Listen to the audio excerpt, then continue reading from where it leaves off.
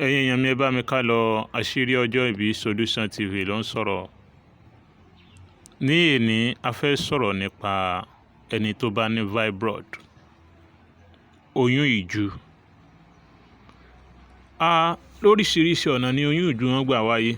Oyún ìju nígbà míì ó máa ń jẹ́ early stage tí ó ṣẹ̀ṣẹ̀ bẹ̀rẹ̀. Ìmíì sì máa jẹ́ èyí tí a ti tóbi. Bẹ́ẹ̀ náà kì í ṣe oyún ìju nìkan ni máa ń wà nínú obìnrin. Wọ́n ń pe kinní kan ní àpáta inú. Bẹ́ẹ̀ ni wọ́n ń pe kinní kan ní ọlọ inú. Àmọ́ kí n tó máa lọ, bá mi share rẹ̀ fún èèyàn 20 látọ̀dọ̀ rẹ̀, yóò dáhùn fún yín o. Àwọn kan sọ wípé bóyá ọ̀rọ̀ Facebook page, ọ̀rọ̀ Facebook òye wọn fẹ́ sáré sọ̀rọ̀ díẹ̀ ń bẹ̀, ẹ má bínú. Tí a bá send kan sí the main page gangan, a lè send ẹ̀ kó jẹ́ pé after 3 months Facebook máa gbé wá pé ká share rẹ̀ sí orí reel. Ṣẹ́ẹ̀rí tá a bá ṣe fídíò wọlé tó jẹ́ bí 3 minutes kìíní kan seconds, tá a bá page gangan lè gbà, bọ́ tó bá ti dórí reel kò ní gbà ju 1 minute 30 seconds lọ. Kẹ́lómi máa sọ pé wọ́n fi nǹkan lẹ̀ kò pé. No, kò sí nǹkan tá a fi lẹ̀ tí ò pé. Ẹni tí ó bá ti rí nǹkan rẹ̀ lórí page, lórí reel, kó lọ check ẹ̀ ní orí page àbí kó wò ní YouTube wa. Àṣírí ọjọ́ ìbí Solution TV la wà ní YouTube, àbí kó lọ wò ní TikTok wa, ó wà níbẹ̀. Àṣírí ọjọ́ ìbí Solution TV náà la wà ní TikTok.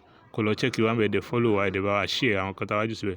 Kí sáré ju ohun tí a fẹ́ jù kalẹ̀, àṣírí oyún ìju ni a fẹ́ jù sílẹ̀.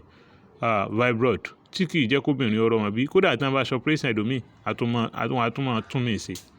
Ẹlòmíì ti ṣe lẹ́ẹ̀mejì, lẹ́ẹ̀mẹ́ta. Àwọn fẹ́ ju kinní ilẹ̀ ẹni tó bá lè lò pẹ̀lú ògo Ọlọ́run, yóò dúpẹ́ yóò sì yin Ọlọ́run. Pẹ̀lú ògo Ọlọ́run, yóò dúpẹ́ yóò sì yin Ọlọ́run. Ẹ lọ bá mi wá èèpo ìrókò. Ẹ lọ bá mi wá èèpo ìrókò. Tẹ́ bá ti rí èèpo ìrókò, ẹ gún dáadáa, ẹ gún pẹ́pẹ́pẹ́ dáadáa. Ẹ wá lọ bá mi wá omi ọsàn wẹ́wẹ́. Tẹ́ bá ti wá omi ọsàn wẹ́wẹ́, ẹ make sure pé ọsàn wẹ́wẹ́ yẹn fún fúnra yín ni o. Tẹ́ bá ti fún ọsàn wẹ́wẹ́ náà fúnra yín, ẹ wá kó èèpo rẹ̀ pamọ́. Kẹ́ ẹ sá kó gbẹ dáadáa. Tó bá ti gbẹ dáadáa, ẹ wá sọ ọsàn wẹ́wẹ́ yìí náà, ẹ kó lé èèpo ìrókò, ẹ kó lé lórí. Ẹ wá bá mi wá kán pé kán ní alábẹ́rẹ́. Mo ti sọ dáadáa. Ẹ bá mi wá kán alábẹ́rẹ́. Ẹ sọ sínú rẹ̀ náà dáadáa. Ẹ sọ sínú rẹ̀, ẹ má jẹ́ kó pọ̀ jù o.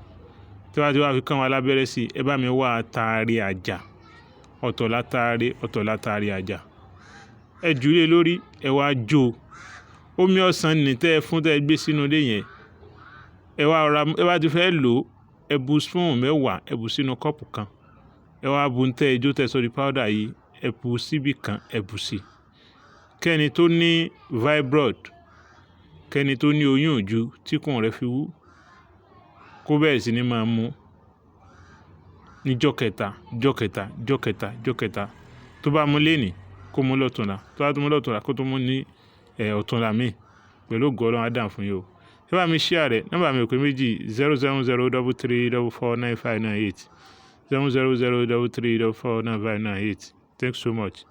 The more you share, the more you gain. The more you share, the more you gain.